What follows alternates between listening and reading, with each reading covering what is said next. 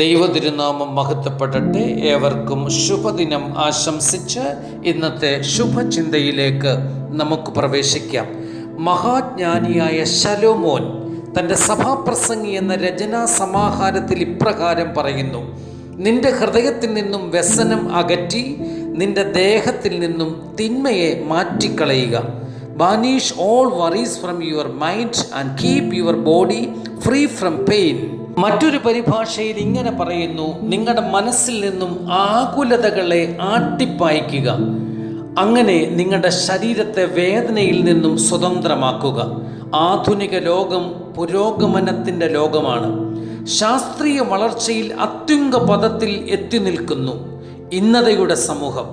ആത്മാർത്ഥമായ വിമർശനാത്മകമായ ചിന്തയ്ക്ക് ഇന്നത്തെ സമൂഹം വിധേയപ്പെട്ടാൽ മനുഷ്യ ജീവിത സാഹചര്യത്തിൽ എവിടെയാണ് ഈ പുരോഗതി കടന്നു വന്നത്?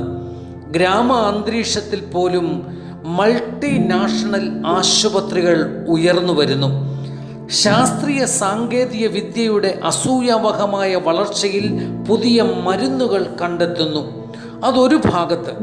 മറുഭാഗത്ത് മനുഷ്യൻ മാരകമായ രോഗങ്ങൾക്ക് അടിമകളാകുന്നു.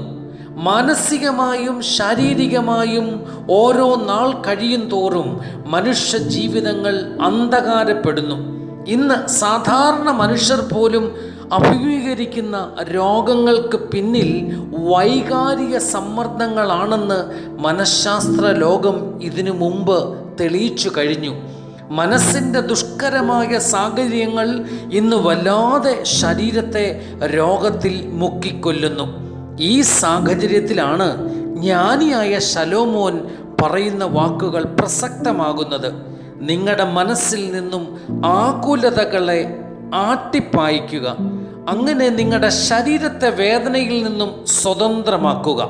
സ്വാമി വിവേകാനന്ദൻ പറയുന്നത് ഒന്ന് ശ്രദ്ധിക്കുക: ആരിലാണോ ആകുലതകൾ വർദ്ധിച്ചു വരുന്നത്, അയാൾ യഥാർത്ഥ സൃഷ്ടികർത്താവിൽ നിന്നും അന്യമായി ജീവിച്ചു കൊണ്ടേയിരിക്കുന്നു. അമ്മയുടെ മടിത്തട്ടിൽ കളിക്കുന്ന കുഞ്ഞിന് അമ്മ ഭയപ്പെടുന്നവയെ പോലും ഭയമില്ല എന്നതാണ് അദ്ദേഹത്തിൻ്റെ അഭിമതം.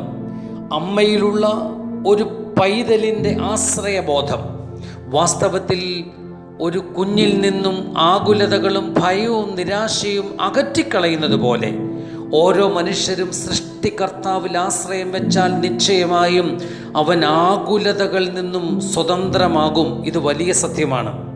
ക്രിസ്തുനാഥൻ്റെ കാലത്ത് പോലും ഈ ആകുല ചിന്തകൾ മനുഷ്യ ജീവിതത്തെ പ്രതികൂലമായി ബാധിച്ചിരുന്നു എന്നതിന് ഉദാത്തമായ തെളിവാണ് ക്രിസ്തുവിൻ്റെ ചില വാക്കുകൾ.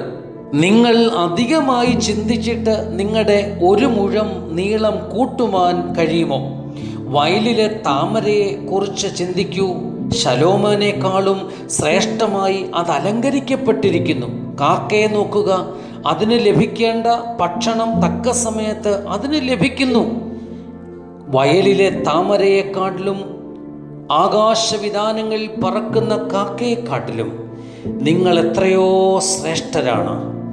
ആയതുകൊണ്ട് ഓർത്തിരിക്കുക, മനസ്സിൽ കരുതുക, കരുതുന്നവനായ സൃഷ്ടികർത്താവിൽ ഓരോ മനുഷ്യരും ആശ്രയം വെക്കുമ്പോൾ സകലവിധമായ ആകുലതകളിൽ നിന്നും നമുക്ക് രക്ഷ നേടാം. So vanish all worries from our mind and keep our body free from all pain. Wish a nice and blessed day.